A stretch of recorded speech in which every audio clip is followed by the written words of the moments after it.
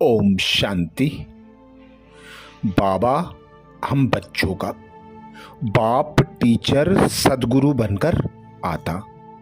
बाबा जब तक बाप बनता तब तक भोलानाथ बनकर रहता, अपने सर्व खजानों के भंडारे खोल कर रखता। तो बाबा कहते जितना ले सको ले लो, जितना संपन्न संपूर्ण बन सको बन जाओ। पर जब टीचर बनता तो बाबा मर्यादाएं और श्रीमत बताता, और जब सतगुरु होता तो अपने साथ ले जाने के लिए साथी सहयोगी बनाकर ले जाता। तो बाबा कहते इन तीन रूपों के अलावा एक और बाबा का स्वरूप है, जिसे सदा स्मृति में रहने से तुम बच्चे धर्मराज की सजाओं से बच जाते हो। वह चौथा स्वरूप है धर्मराज का स्वरूप। तो बाबा कहते बाप के रूप में भोलेनाथ हैं, हिसाब किताब में लाफुल अर्थात धर्मराज है। तो धर्मराज से बचने के लिए अपने जो भी हिसाब किताब है चुकतू करो, यह निश्चय व स्मृति रखो और समर्थी रखो कि अनेक बार बाप के बने हैं व मायाजीत बने हैं। तो अब बनना क्या मुश्किल है? बाबा पूछते क्या अब बनना मुश्किल है? जब कल्प कल्प बने हो तो इस बार भी बनेंगे ही, यह निश्चय है।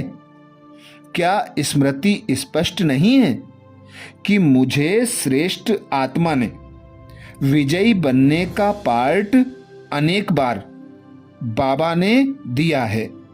मुझ श्रेष्ठ आत्मा को विजयी बनने का पार्ट बाबा ने अनेक बार दिया है, और मुझ श्रेष्ठ आत्मा ने विजयी बनने का पार्ट बार बार निभाया है। अगर स्पष्ट स्मृति नहीं है तो इससे सिद्ध है कि बाप के आगे स्वयं को स्पष्ट नहीं किया है। किसी भी कारण से बाप के आगे कुछ तो छिपाया है।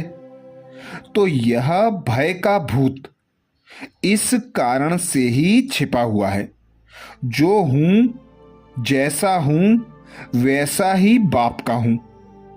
इस निश्चय में कमी के कारण यह भी निश्चय नहीं कि मैं अनेक बार बना हूं। तो पहले यह चेक करो कि स्वयं को बाप के आगे स्पष्ट किया है।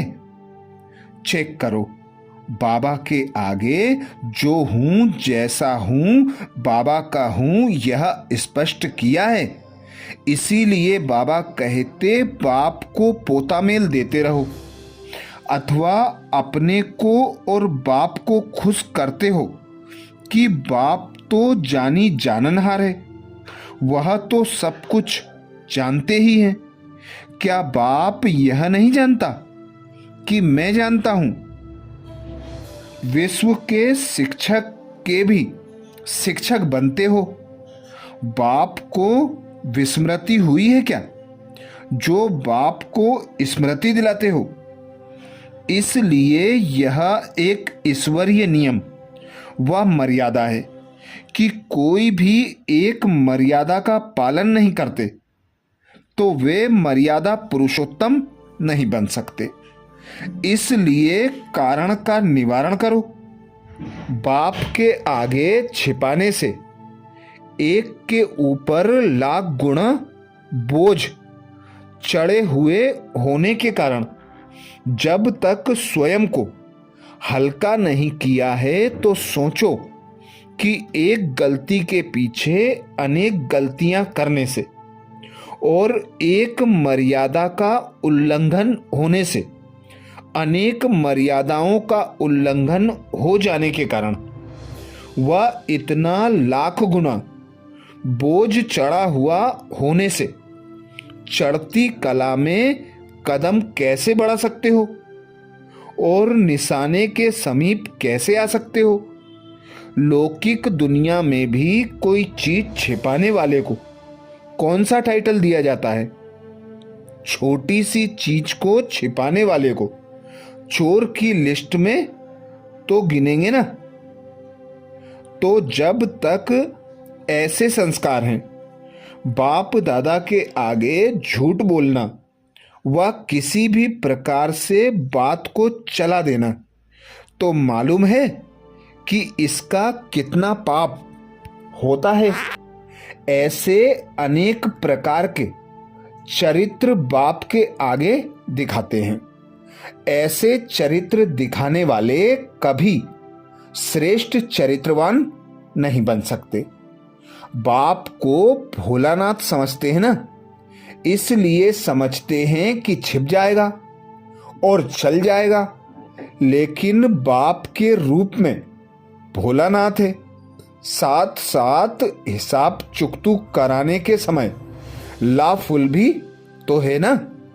फिर उस समय क्या करेंगे? क्या स्वयं को छिपा सकेंगे, बचा सकेंगे? तो सदा स्मृति में रहे कि बाप का एक पार्ट धर्मराज के रूप में भी है।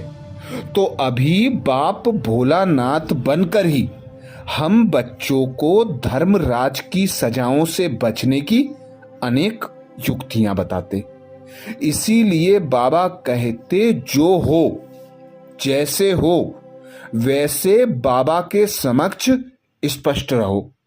बाबा को अपना पोता मेल देते रहो। छिपाने से और ही पदम गुणा बढ़ता जाएगा, क्योंकि एक चोरी छिपाने के लिए अनेक झूठ बोलने पड़ते हैं। तो झूठ बोलने की क्यों लगा देते हैं? अनेक चरित्र सामने ले आते हैं। समझते हैं बाबा कुछ जानता नहीं है, पर यह स्मृति हो कि बाबा के पास एक एक सेकंड का भी लेखा जोखा है।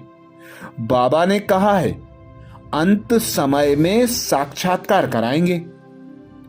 अंत समय में खून के आंसू रोना पड़ेंगे। बहुत पछताएंगे कि बाप का बने और वर्षा नहीं ले सके, बाप का बने और बाप की श्रीमत पर नहीं चल सके। तो बाबा कहते, अभी भी समय है, सुधर जाओ। अपना जो स्पष्ट स्वरूप है, अंदर से समान बाहर से समान बन जाओ। झूठ से किनारा कर लो। इसीलिए बाबा कहते, अपने को और बाप को खुश करने के लिए अनेक बातें बनाते हो। कहते हो बाबा तो जानी जाननहार है, वह तो सब कुछ जानते हैं। क्या बाप यह नहीं जानता कि मैं जानता हूं? बाबा वह भी जानते हैं जो मैं जानता हूं। तो बाबा कहते, विश्व के शिक्षक के भी तुम बच्चे शिक्षक बनते हो। बाप को विस्मृति हुई है क्या, जो बाप को स्मृति दिलाते हो? इसलिए बाबा कहते, ईश्वरीय नियम व मर्यादा का पालन नहीं करेंगे तो मर्यादा पुरुषोत्तम बन नहीं सकेंगे। तो धर्मराज की सजाओं से बचने के लिए साफ स्वच्छ बाबा के समान जैसे हैं वैसे प्रत्यक्ष रहो। बाबा को पूरा पूरा चार्ट लिखकर देते रहो, क्योंकि बाबा कहते, लिख कर देते हैं, बताते हैं तो आधा माफ हो जाता है, नहीं तो पदम गुना चढ़ता जाता है। अच्छा, ये थे बाप दादा के महावाक्य 4 जुलाई 1974 के, जो बाबा ने हम बच्चों को धर्मराज की सजाओं से बचने के लिए सुनाए थे। अच्छा, ओम शांति। अब 1 मिनट बाबा को याद करेंगे।